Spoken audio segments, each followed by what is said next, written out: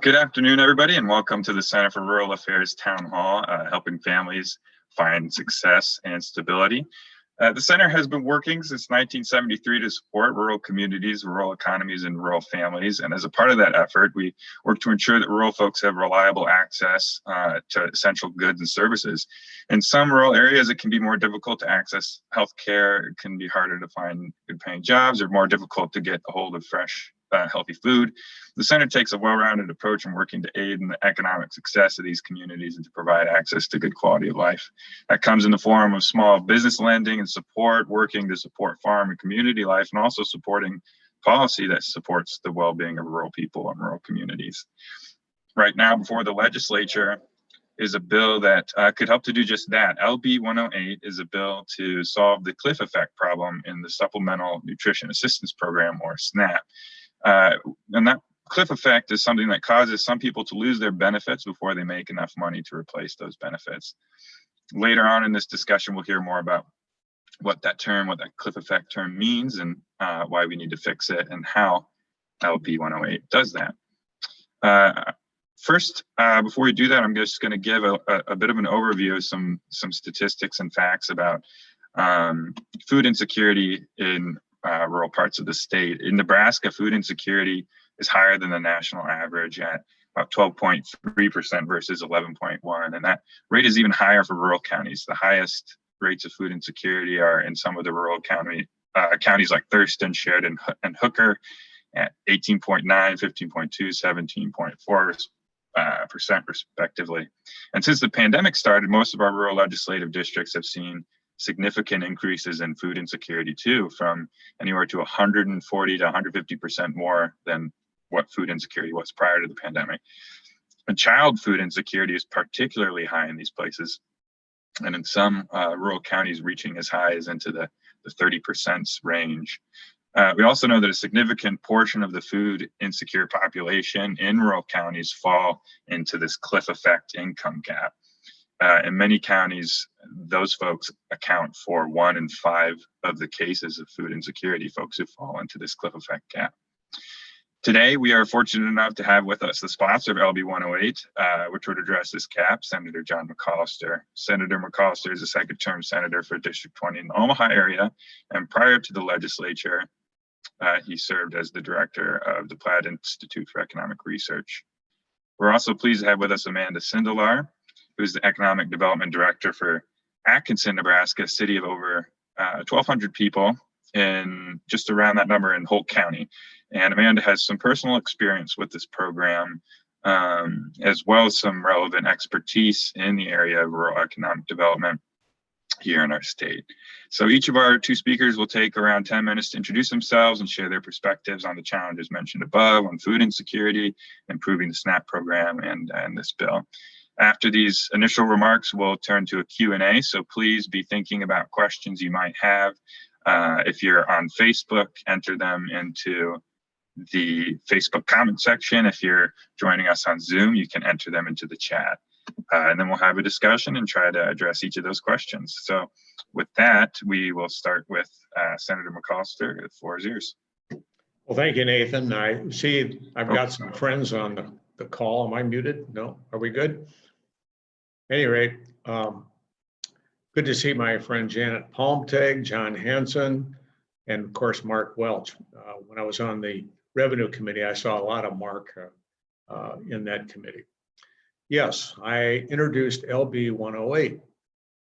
It's a bill related to food stamps or SNAP benefits.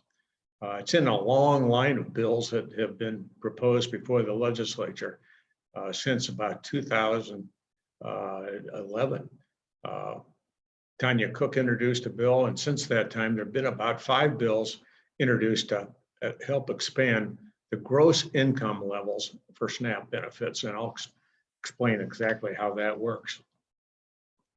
The current effort would raise those gross limits up to 185% of the federal poverty rate. That's a big boost. The current rate's 130%, and we'll illustrate what the effect would be on a family of 4 as we get into the talk a little bit. And obviously, SNAP is for the working poor. And you gave some statistics, current statistics that even surprised me. And I would love to have those statistics so we could put those into our opening.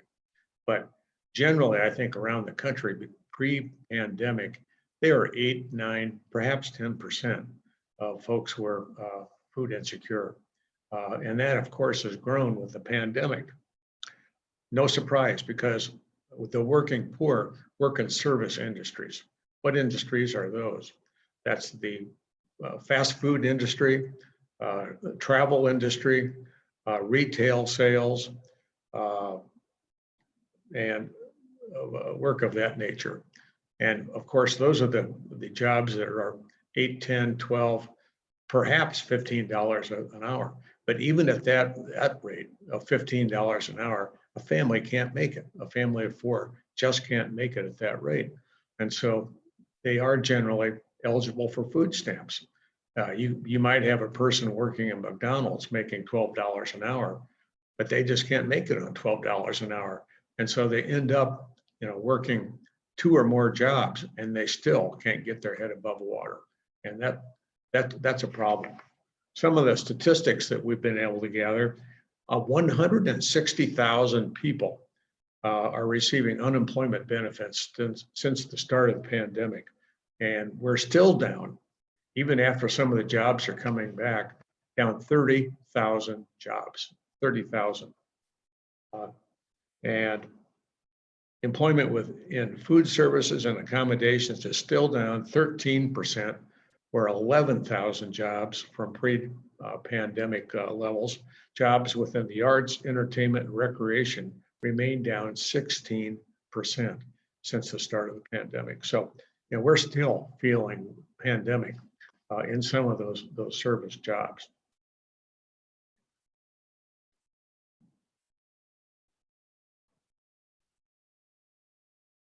Well, how does this work? The gross and net income for SNAP. A family of 4, let's say, making $34,000, and this is all family members, $34,450 under current limits. Your net limit, and there's a gross limit and a net limit, is $26,208. So what that means is certain deductions you can make from your pay, from family pay, to reduce that down to your net level. What kind of deductions are we talking about? Earnings deduction, 20% of earnings, dependent care deduction for your children, child support deduction, medical expenses, excess shelter. Some of those things can reduce your gross income down to a net level. But when you raise that gross level up to 185 or 165 from 130, that enables a family to earn more without losing their SNAP benefits. So let's say we raise it up to 185% of the federal poverty rate, and you could make $48,000, bringing your net down to the 26,000. So you can deduct $22,000 off of your gross income to still arrive at that net income of 26 grand. Okay, let's say we move it to 165% of gross, the poverty rate. Well, that would put you at $43,243. So you could, deduct up to about $17,000 in those deductions that I just named. So when we raise the rate from 130 up to 165 or 185, a family can make more without losing their benefits. And that is so important. When I was growing up in the 70s, it could be that a family would have a dad, a single person earning an income, and that would cover the family's costs. Not anymore. And particularly as union jobs have gone down, manufacturing jobs have gone down, it's getting harder and harder for people that are on the lower rung of the income ladder to make ends meet. So we hope to increase this rate up to 185%, but I have an uncomfortable feeling that we may be forced, in order to get the bill passed, to bring that rate down to 165% of the federal poverty rate. So that in a nutshell is what we're trying to do. How am I doing on time, Nathan? Good. Yep, you're doing good. Is there anything else you'd like to add on an introductory level about the bill, or? Well, I think we've got either 25 or 30 people supporting the bill. And unfortunately, some of my Republican rural colleagues are the ones that are at the most trouble. And that is so ironic because, as you mentioned, Nathan, that's where we've got some of the biggest difficulty on getting people fed, is rural areas with families. So that's a problem. And I really reach out to those folks on the call to help us persuade some of those rural senators that supporting this bill is a good thing to do. Sure, and I think we'll have some questions relevant to that later on as well. But first, I think we can go to Amanda and hear from her about her experience and her thoughts on this subject. Good afternoon, everyone. I'm here today just to support the LB 8108 that Senator McCollister is heading. When I was 15 years old and a sophomore in high school, I became a single mother of a very beautiful baby girl who is now 26 years old. I was fortunate to have a supporting parent who assisted me through high school and college to help me raise my child. Once I was on my own after graduating college, the SNAP program was of great assistance to me to help me make sure that my daughter was always receiving nutritional food that she needed as a young child that I may not have always been able to afford. With this assistance, I also was able to afford childcare and therefore work full time. I feel that I may not have been able to obtain the higher level position I was hired for right out of college if I was not assisted by the SNAP program. I was a journalist for the last 20 years. I worked for some pretty amazing newspapers that offered employee benefits. Due to this, I was able to remove myself from all state aid programs within a few years. I do remember turning down my first raise because I would have lost my benefits. I am now the economic development director of my hometown and am able to help local residents and businesses. I truly believe if I had not been given that assistance when I needed it at that point in my life, I may not have been able to travel down the same path. I'm very thankful for the SNAP program. I believe it is important for that pathway to opportunity to be open to other members of the community too. This program helps people who are on that path towards growth and success to have the reliable access to food their family needs while working their way to self-sufficiency. That's good for families and for the community and good for economic growth.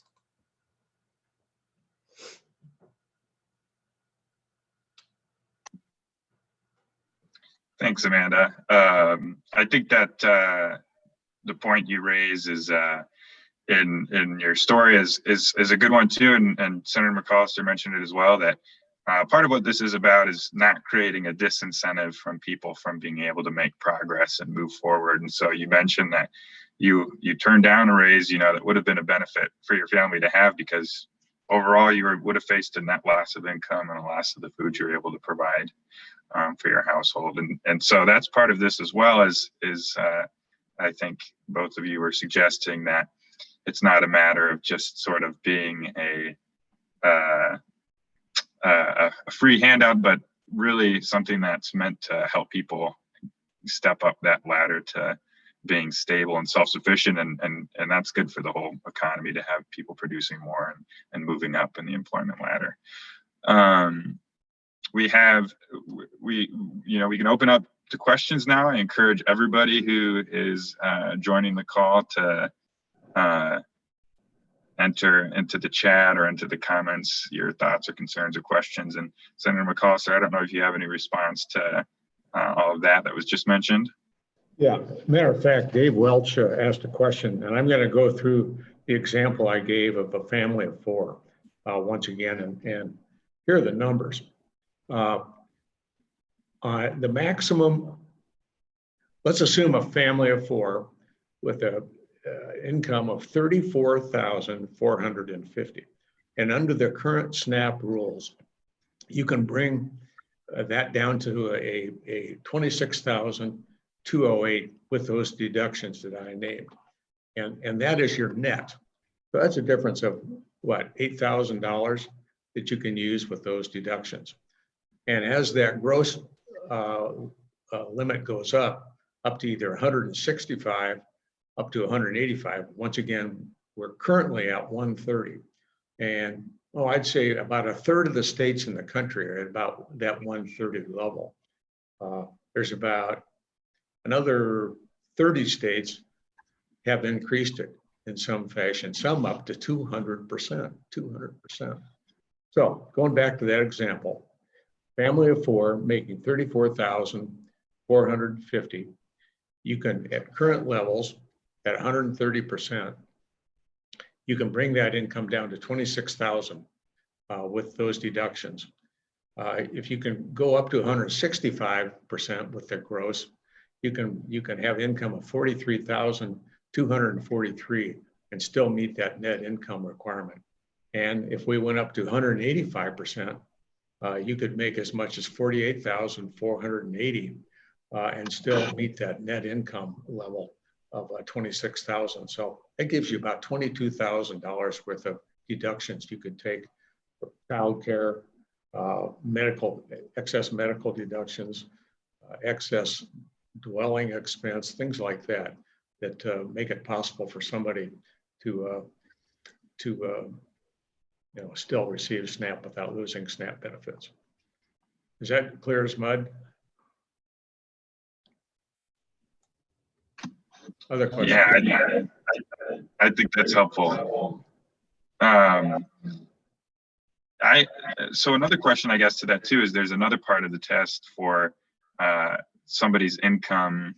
In addition to somebody's net or gross income, there's also an asset test or an asset cap. And some people in conversations about this bill have raised that question to me. And does it still leave people out if the asset cap remains low? Do we need to raise that? Other states have raised that cap. What are your thoughts on that? Well, Senator Tanya Cook raised it in 2011 up to $25,000. And I guess I wasn't aware that was as much of a problem as the income limits were. Yeah, we could always amend the bill if that is in fact a major problem. But I'm going to have a hard enough time getting the bill passed at 165% without changing it. That could be a bill for next year. And I'd like to hear from people, is that a major concern? Sure. We've got a question coming in here, a couple questions coming in here into the chat, and one is from Paula Sandberg, and she's wondering about self-employed people. She says, this is what I see in my area. I'm surrounded by farmers, ranchers, and independent contractors and small business owners. If you only do taxes once a year instead of having a monthly paycheck, you are a year behind. And last year was a perfect storm for many. So how would this affect those types of folks? Well, you're getting into the weeds on how SNAP actually works. So I'm not sure I can help with that. But maybe if we can copy the questions down and we have a chance to react, we can send the answers back through to you, Nathan. Sure.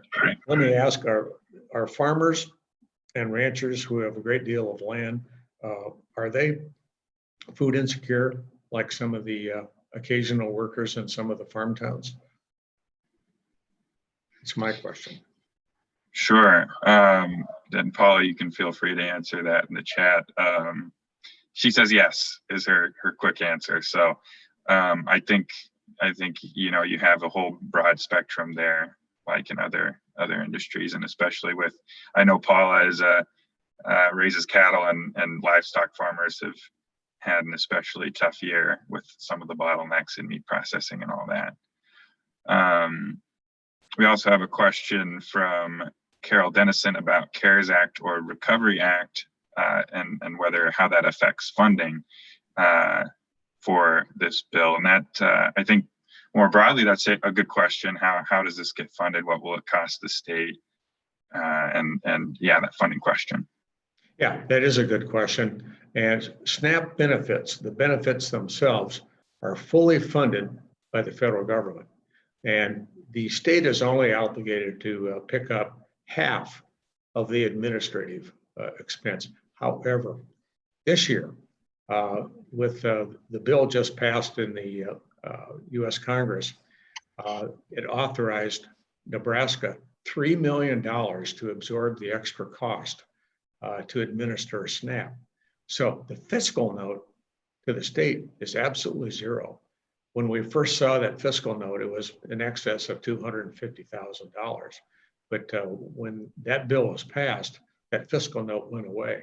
And so it's pretty hard to argue on the floor of the legislature that if there's no cost to the bill and the federal government pays 100% of the benefits, why not raise the allowable amount? And that's the argument we're going to make. So we've got $3 million to work with, and that carries the administrative fees through 2023. Great. And Carol had a follow-up as well, asking if there's not an objection based on cost to the state. She wonders, what are the objections to the bill that are coming forward? Well, the objections we're getting is, well, yeah, we may be in a pandemic now, and the federal government's paying for all the benefits, right? But after the pandemic's over and the economy goes, starts moving forward at a brisk pace, how do we get people to work if they are receiving SNAP benefits? And I don't see that being a problem because I don't see the wages going up as fast as necessary to eliminate that issue. But they're afraid that the federal government's going to get stuck with more and more debt, and I understand that on a philosophical basis, but here we are in the middle of a pandemic, and the economy is kind of bumping along. So I think this is an expense we need to deal with. Yeah, long term, we're probably not in a sustainable situation with regard to national debt, but the same thing applies to Social Security and Medicare. So, the fact that Congress is fiscally irresponsible is something we're not going to fix today. Fair enough. And I want to turn it to Amanda too about some of these issues about how the pandemic has affected the economies of rural parts of our state and employment and even to talk about longer term challenges that people face in finding jobs in some of our smaller towns. Yeah, due to the COVID restrictions, we saw many of our local Main Street businesses struggle, but thankfully we only had one business that closed its door indefinitely. I guess like many small towns, we also saw several businesses and residents struggle due to insufficient internet services. And I know it's on a different topic, but thankfully we had a company that was selected as a recipient of that remote access rural broadband grant that was administered by the Nebraska Department of Economic Development and made possible by the Federal CARES Act funding as well. So our fiber has been deployed 100% inside our city limits, and installs are currently underway. I know that next door we have a nonprofit organization that since I would say a month after the pandemic started, they have been providing a food bank every single week as food has been coming from, I can't remember if it's through United Way or which food bank it's in Norfolk that it originates from. And we have it lined up for blocks upon blocks that people are coming to come and get those free food boxes. So I do think that it is hurting our local town of 1,200 people if you have over 12 blocks lined of vehicles waiting till those food boxes are available. I guess it reaches everywhere here. I know local farmers and ranchers that do use the SNAP program. I grew up on a farm and ranch myself, and I guess it reaches everywhere. Well, I'll just say that we can see what a dramatic effect it could have to increase that gross income limits. And so, you know, those people on this call really need to contact your state senator and say it's important, because just what you said, Amanda, the pantry programs have expanded to a great extent to help people during this pandemic. And they need to understand that it's a major problem, particularly in rural areas. And I've been a part of a pantry program in Omaha, and we've seen a pretty dramatic increase in people using the pantry as well. And that's simply a function of the downturn in the economy, particularly in those service jobs.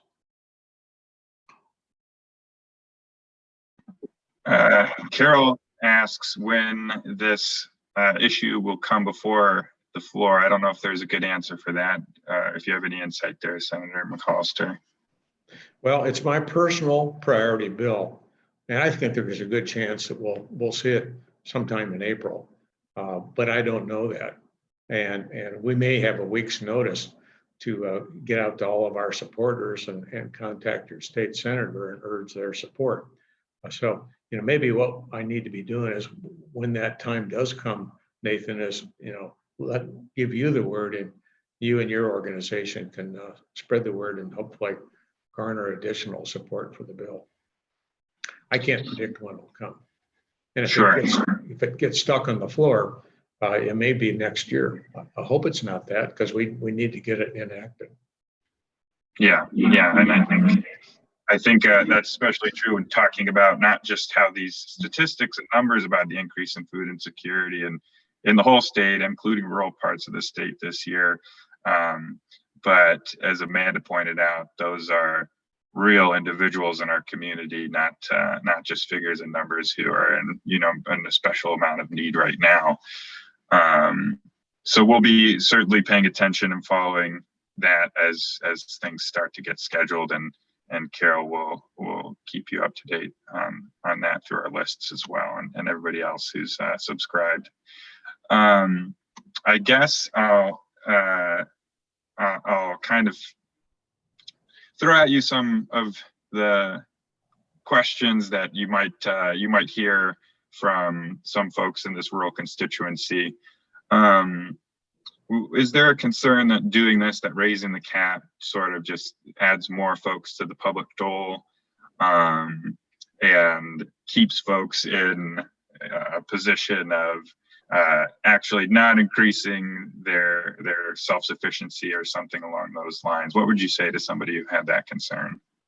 I'd say it's not true, and I'll tell you why. 60%, perhaps 70% of the people on the SNAP program are working one or more jobs. A great many, perhaps as 30%, are disabled in some way or elderly.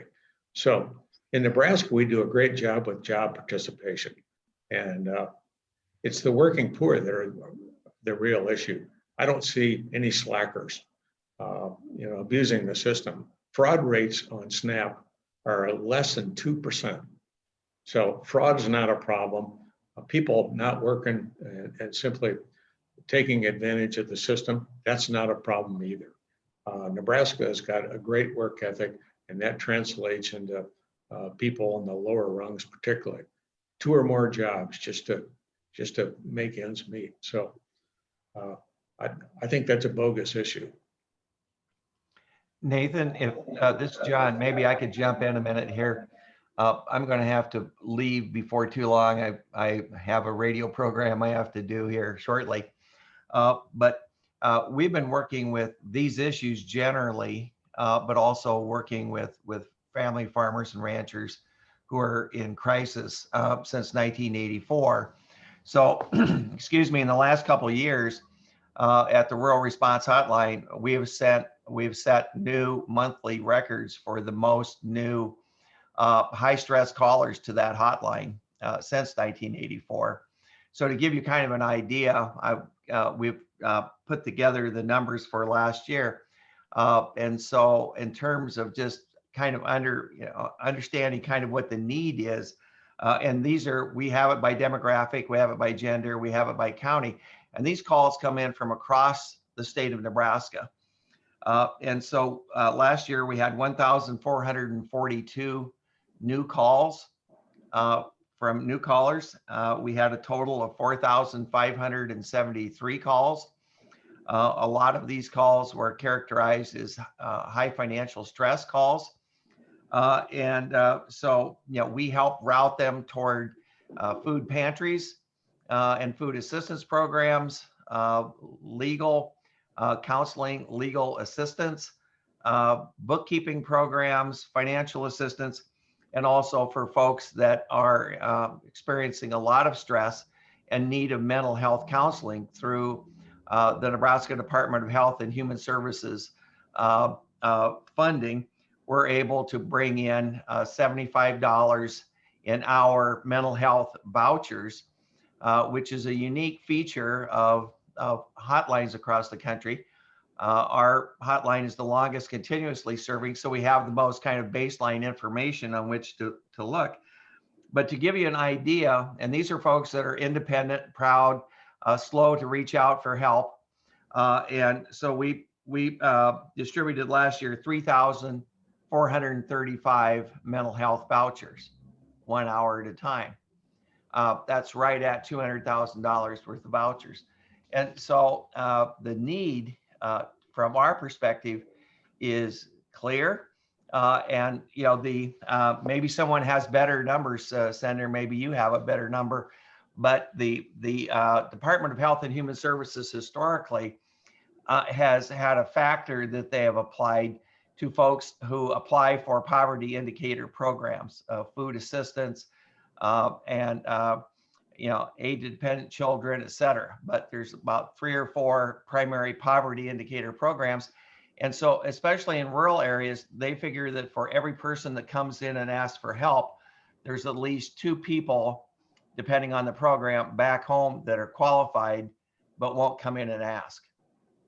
And John, John, if you can send those statistics to me and the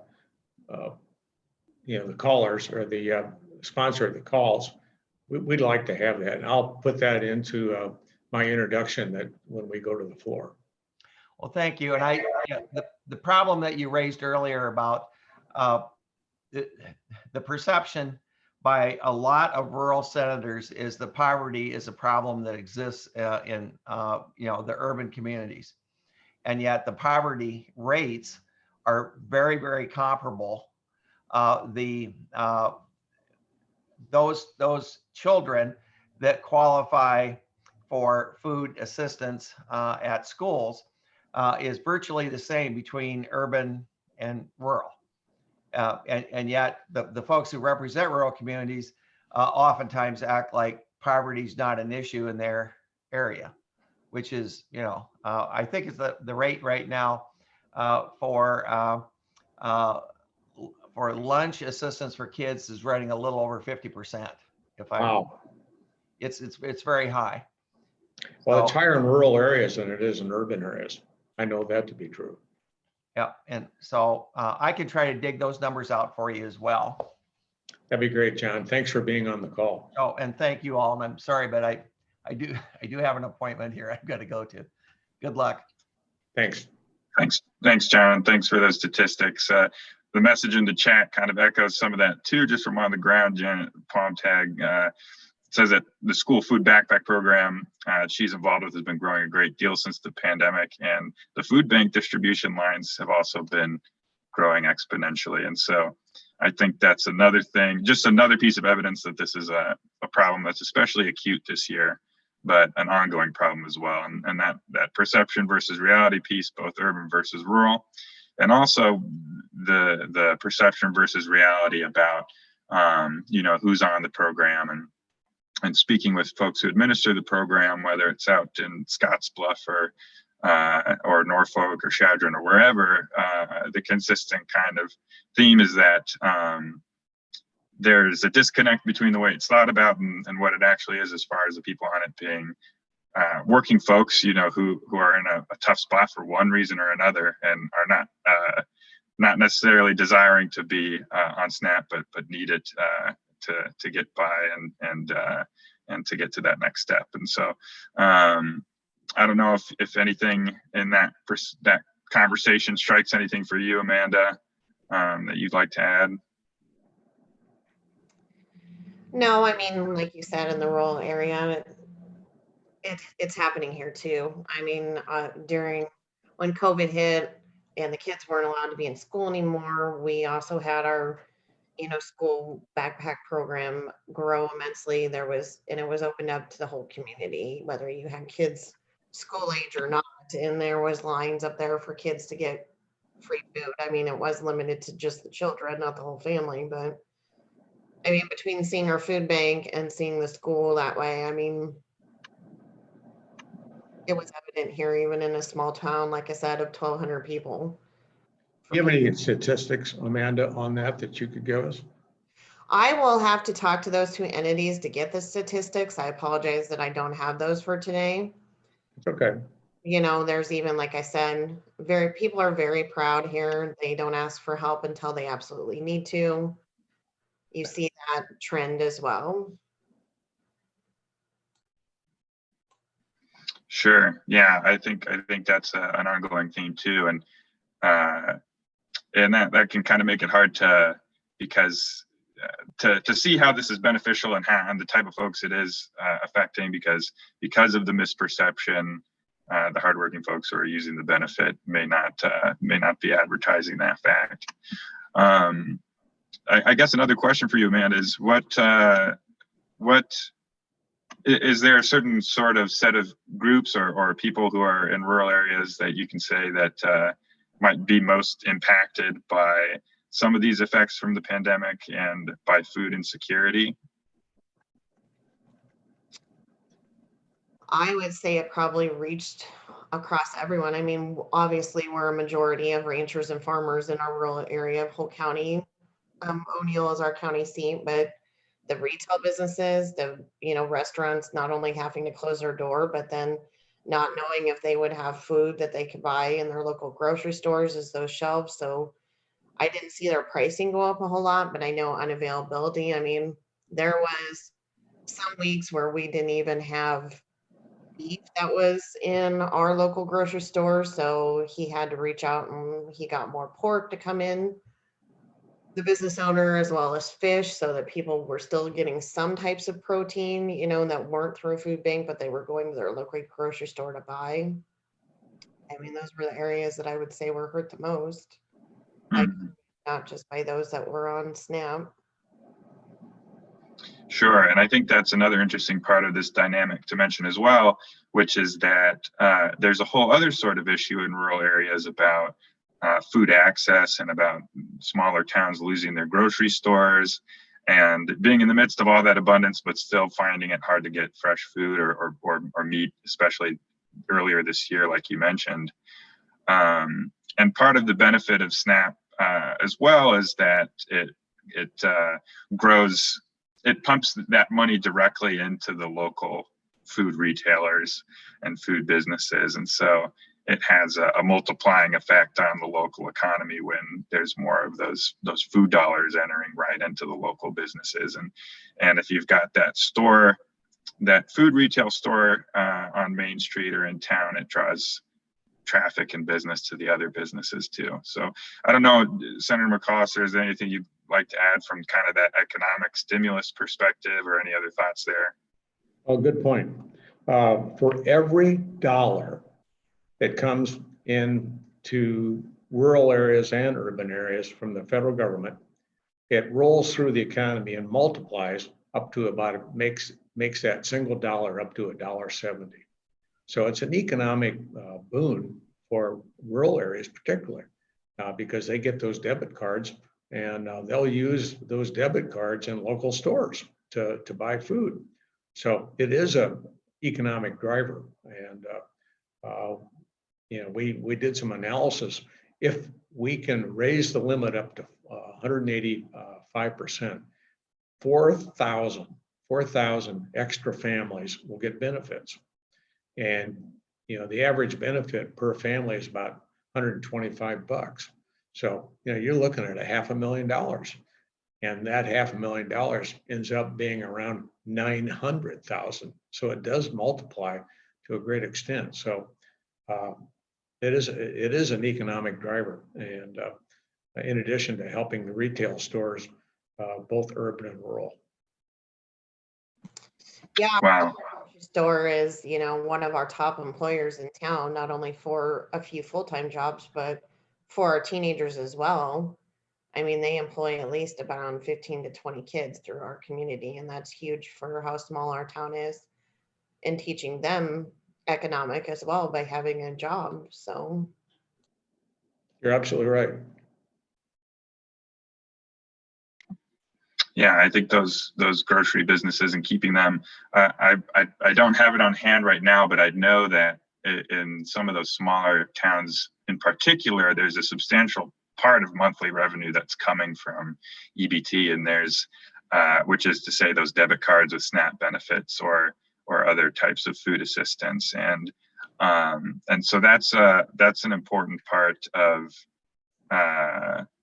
That's an important part of the revenue for those stores, and they actually kind of depend on that consistent stream in some cases of their revenue as well. So yeah, it's a very important point, and those are some powerful figures about the multiplying role of what this particular bill would do and expanding the amount of that money that's going into local stores.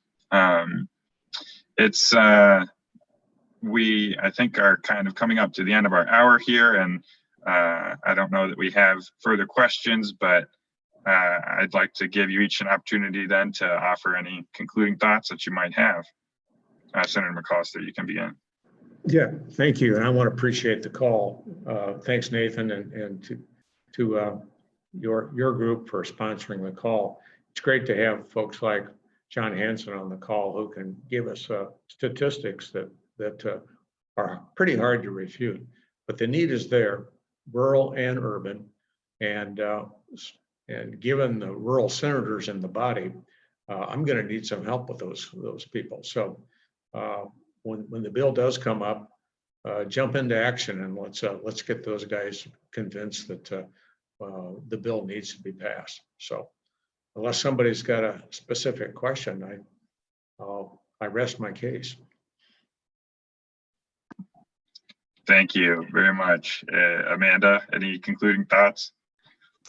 I guess if there's anything I can reiterate is to hopefully someday lose that stigmata that they think that this program is only for people that are unwilling to work. I mean, prime example, I wanted to better myself as well as my child and not be dependent on anybody else. And I just wish that there was a lot of those senators that understood that this is for hardworking people as well. Who's your state senator, Amanda? Is that Tim Gregor?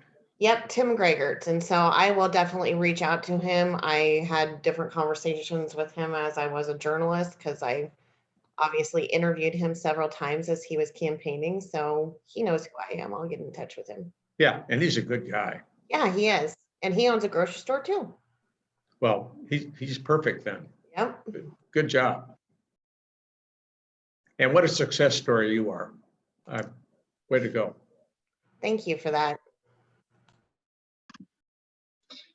Yeah, yes, I think that's true. We can all agree you've got a really wonderful and inspiring story there, and it points exactly to that reality too. It's not just a claim, but a fact that this misperception is a misperception, and that the program helps people who are working hard and trying to do better and trying to do what's best for their family and all that. And so I want to reiterate that, and also that that this program is, has these economic benefits too, and it's just kind of a win-win, I think, for rural communities, and that's sort of what we've discussed here today. So everybody who's on the call, we really suggest that you stay tuned in and subscribe to our lists, and we'll keep you abreast of this bill as it moves forward, and opportunities to be involved and to comment and to pay attention.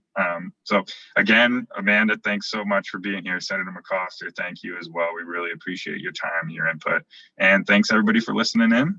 With that, yep, absolutely. We'll let you get about your day, and we appreciate you all being here. All right. Thanks. Bye-bye. Thank you.